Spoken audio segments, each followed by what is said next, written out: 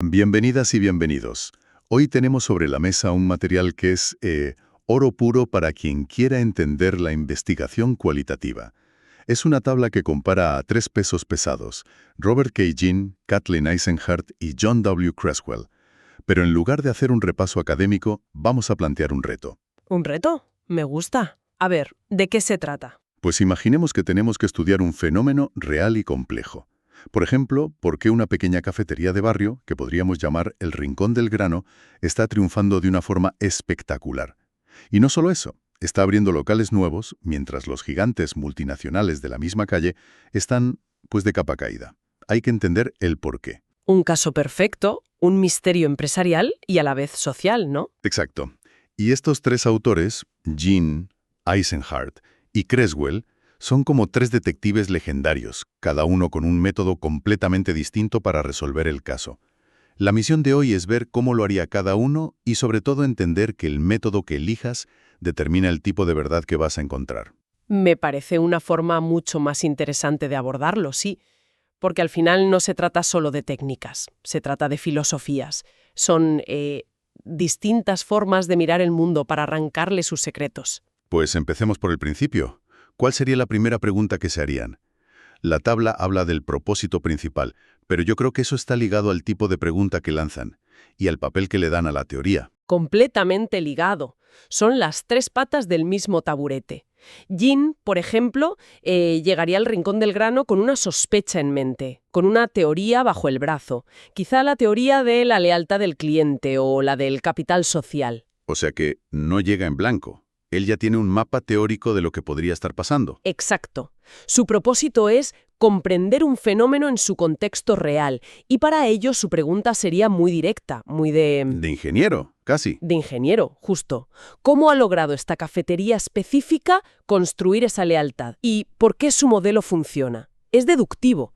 Usa la teoría como una linterna para iluminar los rincones del caso y ver si su sospecha se confirma, se refina o, bueno, se descarta. Es un enfoque muy riguroso. Vale, lo veo. Ginn es el detective que ya tiene un sospechoso y busca pruebas para confirmar su teoría. ¿Y Eisenhardt? ¿Cómo entraría ella en la cafetería? Solo el Rincón del Grano es quedarse corto, que podría ser una simple casualidad. Su ambición es mucho mayor. Quiere construir teoría. Construir teoría desde cero. Prácticamente. Su método es inductivo. Por eso, su unidad de análisis no es un caso, sino múltiples casos comparativos. Elegiría el Rincón del Grano, sí, pero también otra cafetería de éxito en otro barrio, una que haya fracasado y quizás una cadena estándar. Claro. Su pregunta también sería ¿cómo y por qué? Pero la intención es diferente. No busca validar una teoría que ya existe, sino que, al comparar los casos, busca patrones recurrentes. Patrones que le permitan gritar «Eureka! He aquí un nuevo modelo sobre el éxito de las cafeterías». Entiendo. Ella no lleva un mapa. Ella quiere dibujarlo. Eso es mucho más arriesgado, ¿no? Llegar sin ideas preconcebidas. Es aterrador y liberador a la vez.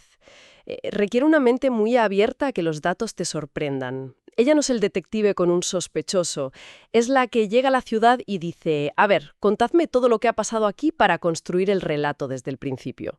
Me fascina el contraste. Y entonces llega Creswell. Si Ginn es el detective de homicidios y Eisenhardt la que investiga el crimen organizado, ¿quién es Creswell? Creswell es el filósofo, el psicólogo. Él diría, un momento, antes de preguntar cómo o por qué, tenemos que hacernos una pregunta más profunda.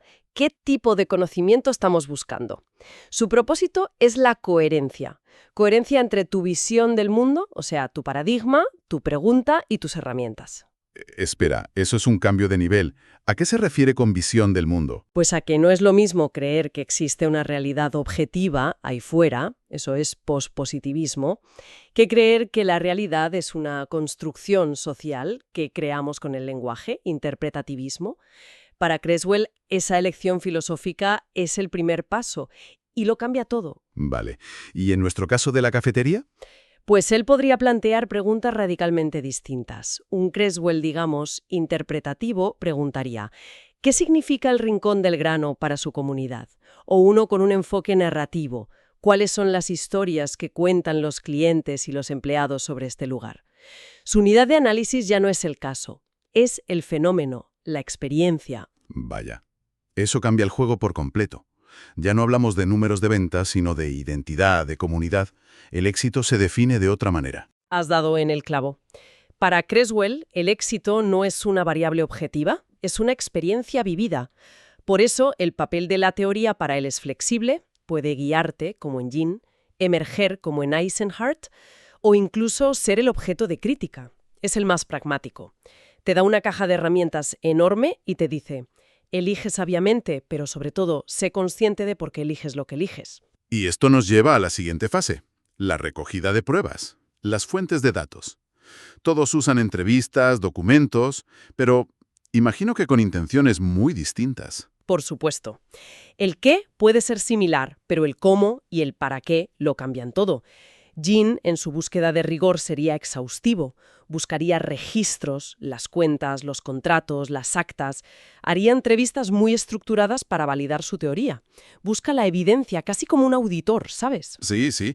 Supongo que Eisenhardt también sería rigurosa, pero de otra manera. Su rigor está en la comparación. La tabla lo dice claro. Datos cualitativos, múltiples y comparables entre casos. Esto es clave. No le vale cualquier entrevista. Necesita hacer preguntas similares en las 4 cafeterías para poder poner las respuestas unas al lado de las otras. Para poder contrastar. Exacto, y decir, interesante, en las 2 de éxito aparece la palabra confianza, mientras que en las de fracaso aparece eficiencia. Busca patrones, esa es su obsesión. O sea que sus datos tienen que poder dialogar entre sí, no son piezas aisladas. Justo. Y Creswell, dependiendo de su paradigma, pues buscaría otro tipo de datos. Si su pregunta es sobre el significado, sus fuentes serían textos y narrativas. Quizás analizaría las reseñas de Google, no por las estrellas, sino por el lenguaje que usan, o pasaría semanas en la cafetería observando y escuchando como un antropólogo para captar la atmósfera. No busca el dato duro, sino la textura. De aquí viene la pregunta del millón, la que siempre planea sobre la investigación cualitativa. La validez. ¿Cómo demuestran que sus conclusiones no son solo una opinión bien escrita? ¿Cómo defienden su caso? Es la gran batalla, sí. Y sus armas son completamente diferentes, porque sus conceptos de verdad lo son. In utiliza el lenguaje clásico de la ciencia: validez de constructo, interna, externa y confiabilidad. Intenta adaptar la lógica de un laboratorio a un contexto social. Suena muy sólido, pero quizá un poco forzado para estudiar una comunidad, ¿no? ¿Qué hay de Eisenhardt? Eisenhardt basa su defensa en 2 pilares: la triangulación y la comparación constante. La triangulación es usar múltiples fuentes. Si el dueño, un cliente y una factura te apuntan en la misma dirección, La pista es buena. es probable que sí. Y la comparación constante es ese ir y venir entre los datos de sus cafeterías y la teoría que está construyendo, para asegurarse de que cada nueva pieza encaja. Su rigor está en el proceso. No es una lista de control al final, sino una forma de trabajar constante. Me parece más orgánico. Pero el vocabulario de Creswell es el que me parece de otro planeta. La tabla menciona a Guba y Lincoln. Credibilidad, transferibilidad. A ver, ¿podemos traducir eso? Claro, es un cambio de paradigma total. En lugar de validez interna, o sea, ¿es esto objetivamente verdad?, Guba y Lincoln proponen la credibilidad. La pregunta es: ¿mis conclusiones sobre el rincón del grano son creíbles para la gente que vive y trabaja allí? ¿Reconocen su realidad en mi descripción? Ah, o sea, la validación te la dan los propios participantes, no un juez externo. Exactamente. Y en lugar de validez externa o generalización, proponen la transferibilidad. No pretenden crear una ley universal. Lo que buscan es ofrecer una descripción densa y rica, tan detallada que alguien que dirige una librería en otra ciudad pueda leer el estudio y decir: oye, ¿puedo transferir algunas de estas ideas a mi realidad? Se transfiere el aprendizaje, no el resultado. Es un cambio de mentalidad brutal. No se trata de probar, sino de comprender.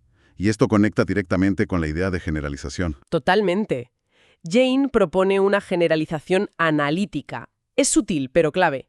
No generaliza los hallazgos del rincón del grano a todas las cafeterías. No. Generaliza sus hallazgos a la teoría.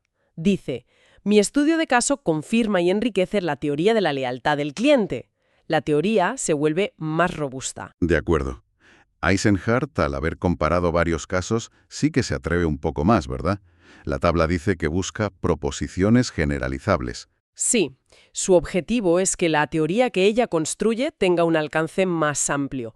Como ha partido de varios ejemplos, su modelo ya nace con una base más sólida para ser, al menos potencialmente, aplicable a otros contextos. Vale. Y Creswell, con su idea de transferibilidad, pues ya nos ha dado la respuesta. No busca leyes, sino inspiración. Si conectamos esto con sus enfoques paradigmáticos, todo cobra sentido. Jean es pospositivista, cree en una realidad que se puede medir. O pragmático. Eisenhardt está a caballo entre ese pospositivismo y el constructivismo. Cree que la teoría se construye, no se descubre, pero quiere que esa construcción sea sólida. Y Creswell te abre todo el abanico.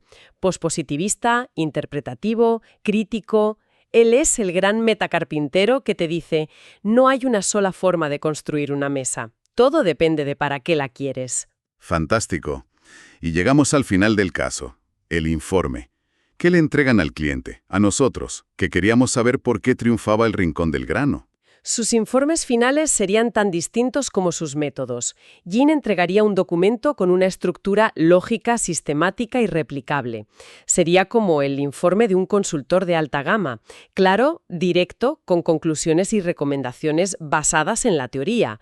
Un manual de instrucciones. Muy útil para un inversor, por ejemplo. Sin duda. Eisenhardt, por su parte, no entregaría un informe sobre la cafetería, sino una teoría sustancial o un modelo emergente. Su producto final sería el modelo Eisenhardt de crecimiento en cafeterías de proximidad, con sus proposiciones clave. Es el mapa del tesoro que ha descubierto. Valiosísimo para alguien que quiera montar su propia cafetería. ¿Y el informe de Creswell? El de Creswell sería una descripción rica y coherente del fenómeno. Podría ser casi una pieza literaria, un documental. Te sumergiría en la vida de El Rincón del Grano. Conocerías a los baristas, entenderías las bromas de los clientes, sentirías el olor del café.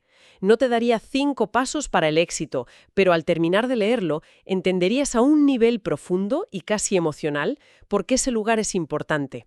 Su objetivo es generar empatía. Entonces, para quien nos escucha, la elección no es trivial.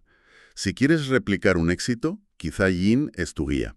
Si quieres innovar, crear un modelo, Eisenhardt te abre el camino. Y si lo que quieres es entender el alma de un fenómeno, la dimensión humana, Creswell es tu hombre. Has resumido perfectamente las 3 filosofías. No son solo métodos, son 3 formas de interrogar a la realidad.